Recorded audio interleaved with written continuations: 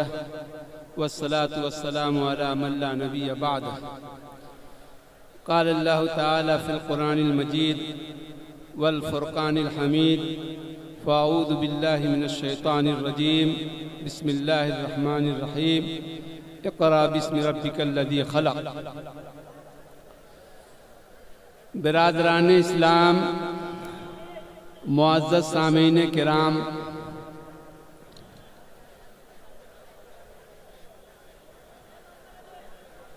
آپ حضرات خاموش رہیں اور جانے کی فضا نہ بنائیں.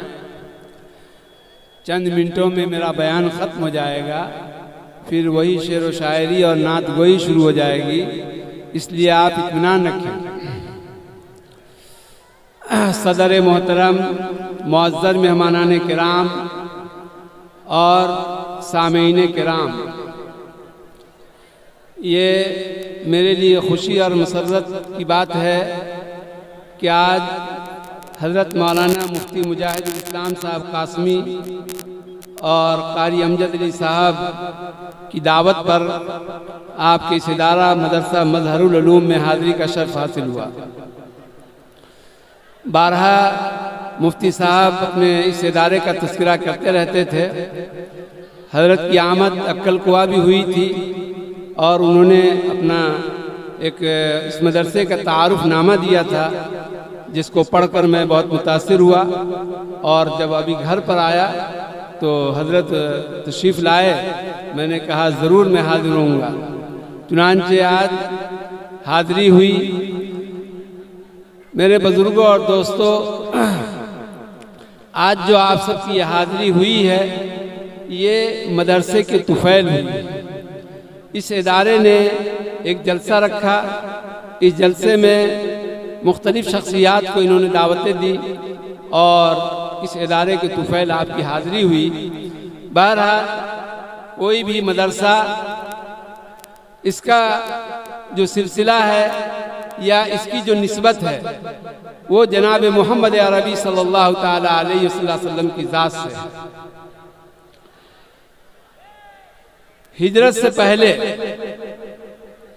نبی پاک صلی اللہ تعالی علیہ وسلم متحرک درسگاہ تھے. جب قرآن کریم کی آیت اقرأ باسم ربک الذی نازل ہوئی، اس وقت تک جو ہے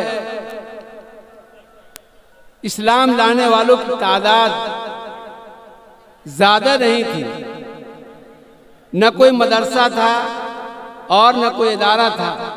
نبی پاک صلی اللہ تعالی علیہ وسلم حضرت ابو بکر کو، حضرت خباب بن ارت کو، ان لوگوں کو کچھ آیتیں سکھا دیتے تھے چلتے پھرتے. تو گویا آپ کی ذات جو ہے یہ ایک متحرک مدرسہ تھا. اور اس کے بعد جو ہے حضرت ابوبکر صدیق رضی اللہ تعالی عنہ نے اپنے گھر کے سامنے ایک چبوترا بنوایا اور وہاں جو ہے آپ قرآن کریم کی تلاوت کرتے تھے اور دوسروں کو جو ہے قرآن کریم کی تعلیم دیتے تھے. یہ ہجرت سے پہلے کا واقعہ ہے. اسی طریقے سے ہجرت سے پہلے بیت فاطمہ میں جو ہے حضرت خباب حضرت سعید بن زید کو اور حضرت فاطمہ کو قرآن کریم کی تلاوت جو ہے سکھایا کرتے تھے، ان کو قرآن کریم پڑھایا کرتے تھے. اور اس کے بعد زید بن ارقم کے مکان میں جو ہے ایک ادارہ قائم ہوا. یہ سب ہجرت سے پہلے جو ہے یہ ادارے جو ہے مختصر افراد پر جو ہے قائم تھے، جہاں یہ لوگ قرآن کریم کو سیکھتے اور سکھاتے تھے. جب نبی پاک صلی اللہ تعالی علیہ وسلم ہجرت کر کے مدینہ منورہ تشریف لائے، تب وہاں جو مرکزی مسجد بنی مسجد نبوی، وہیں جو ہے ایک چبوترا بنایا گیا اور وہیں سے پھر جو ہے باضابطہ مدرسے کا آغاز ہوا جو ہم سنتے رہتے ہیں. نبی پاک صلی اللہ تعالی علیہ وسلم کے اوپر جب قرآن کریم کی آیت اقرأ باسم ربک نازل ہوئی تو نبی پاک صلی اللہ تعالی علیہ وسلم کے اوپر ایک خوف سا طاری ہوا، چونکہ پہلی دفعہ حضرت جبریل کو اپنی آنکھوں سے اس کی اپنی شکل میں دیکھا تھا. حضرت جبریل ان کے 600 پر تھے. ایک پر جو ہے وہ پورے مشرق کو ڈھانپ لیتا تھا اور دوسرا پر جو ہے اس سے پورا مغرب ڈھک جاتا تھا، اور حضرت جبریل کا چہرہ سورج کی طرح تھا.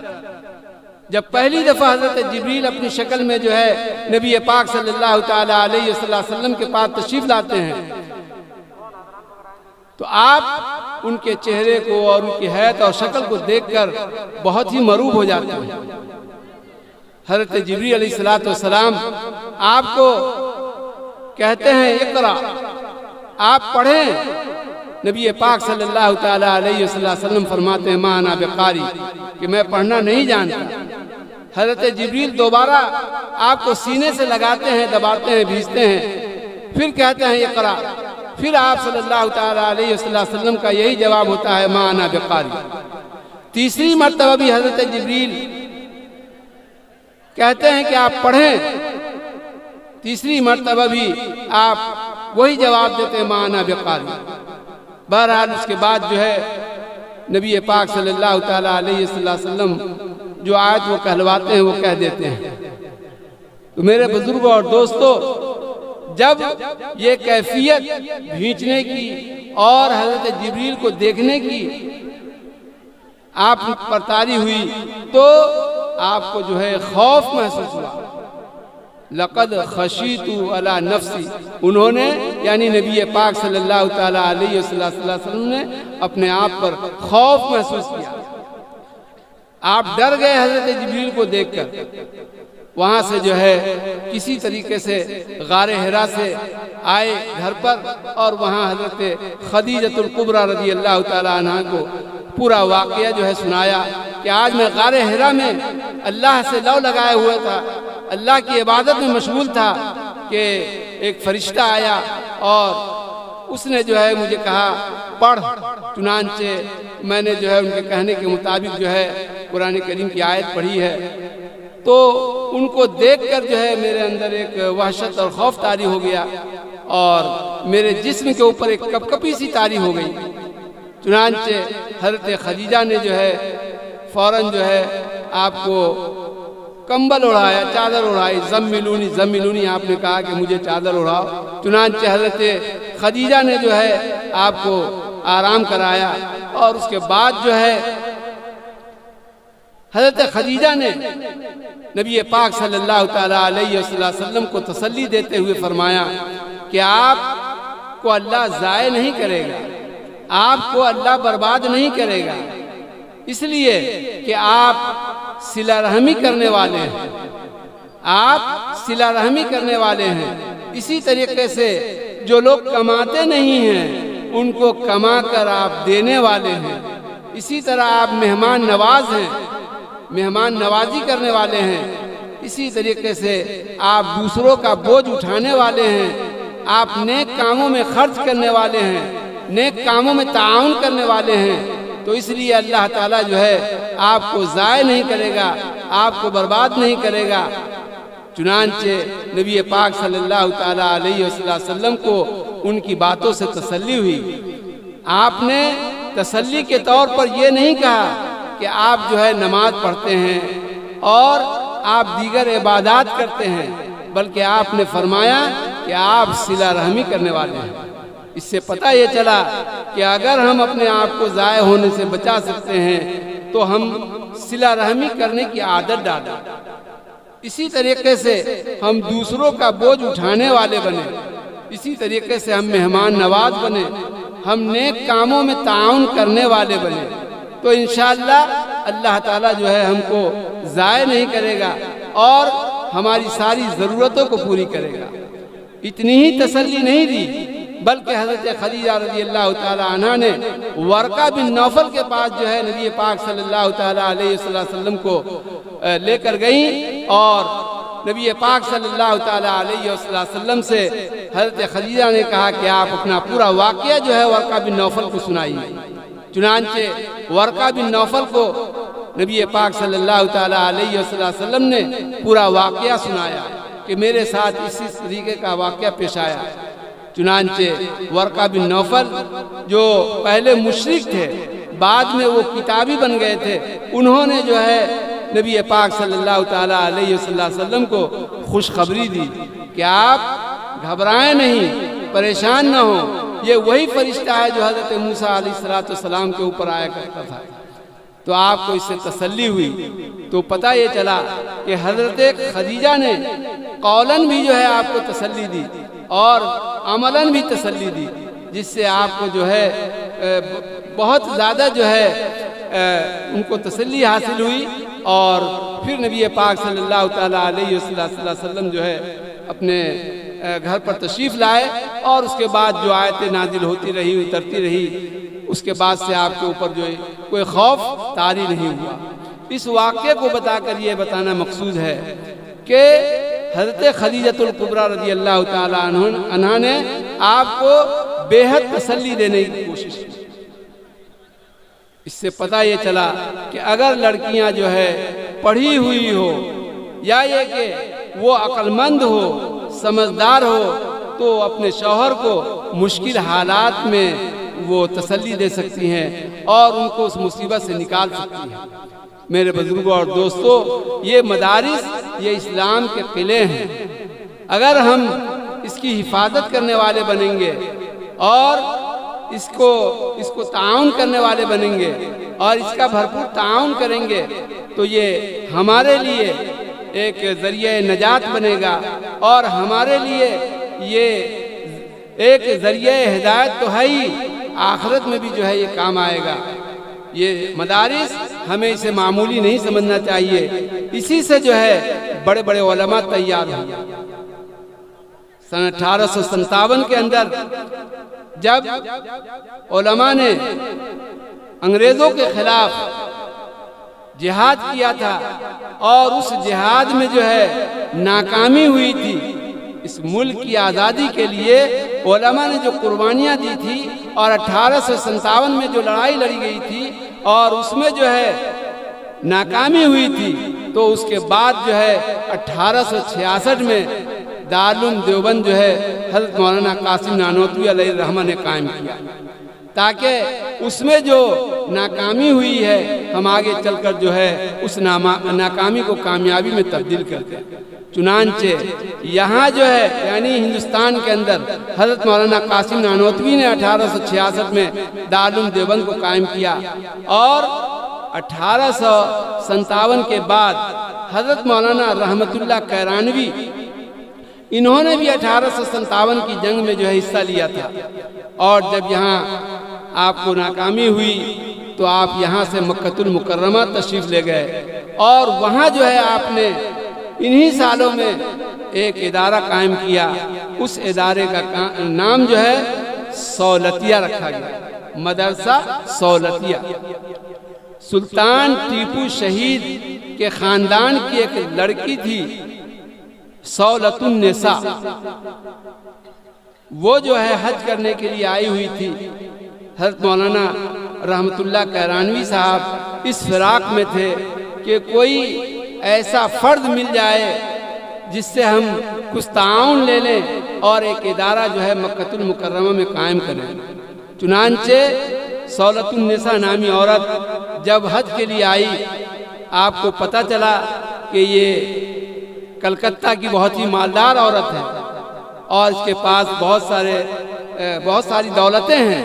چنانچہ حضرت مولانا رحمت اللہ کیرانوی تشریف لے گئے اور آپ نے ارادہ ظاہر کیا کہ ہم چاہتے ہیں کہ مکہ المکرمہ میں ایک مدرسہ قائم کریں۔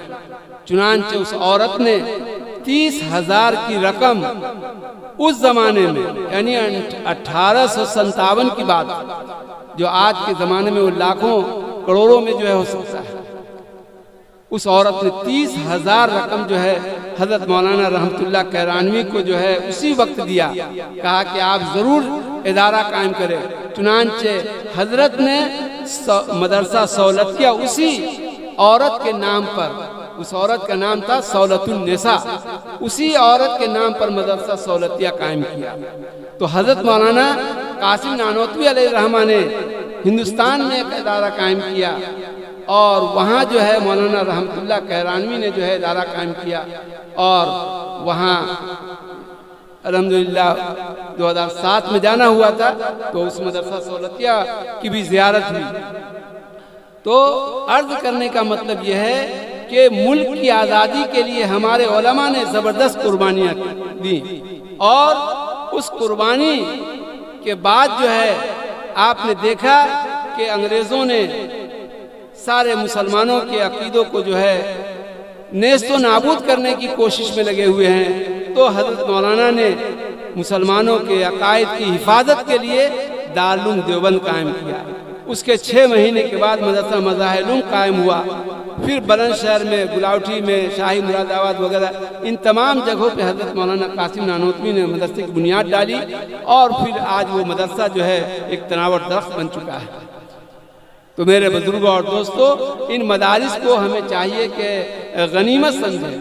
یہ چھوٹے چھوٹے مدارس لگتے ہیں، لیکن انہی مدرسوں سے شاہ ولی اللہ تیار ہوئے، انہی مدرسوں سے شاہ عبدالعزیز تیار ہوئے، انہی مدرسوں سے شاہ عبدالقادر تیار ہوئے، انہی مدرسوں سے شاہ رفیع الدین تیار ہوئے، انہی مدرسوں سے شاہ عطا اللہ شاہ بخاری تیار ہوئے، اور انہی مدرسوں سے مولانا ابوالکلام آزاد تیار ہوئے، اور اسی مدرسے سے قاری طیب صاحب تیار ہوئے، قاری صدیق صاحب باندھوی تیار ہوئے، اور جتنے بڑے بڑے علماء پیدا ہوئے ہیں تو سب انہی اداروں کی اور انہی مکتبوں کی دین ہے۔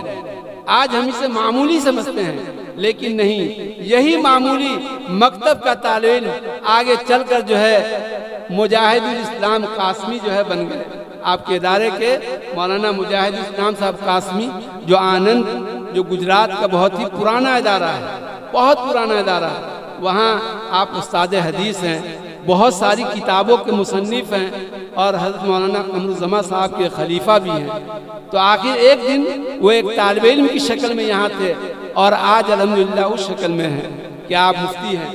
تو ان اداروں کو ہمیں جو ہے معمولی نہیں سمجھنا چاہیے، اپنے جو ہے جہاں تک ہو سکے اپنی باتوں سے، اپنی جو ہے درہموں سے، اپنے دیناروں سے، اپنے پیسوں سے اس ادارے کو جو ہے پروان چڑھانا چاہیے۔ بہرحال میں حضرت کی دعوت پر یہاں آ گیا، انہی چند باتوں پر میں اپنی بات کو ختم کرتا ہوں، اور آپ لوگ بھی جو ہے منتظر ہیں کہ کب جو ہے شعراء کرام کی باری آئے گی اور سننے کو موقع ملے گا، اس لیے زیادہ دیر اپنی گفتگو میں جاری نہیں رکھنا چاہتا۔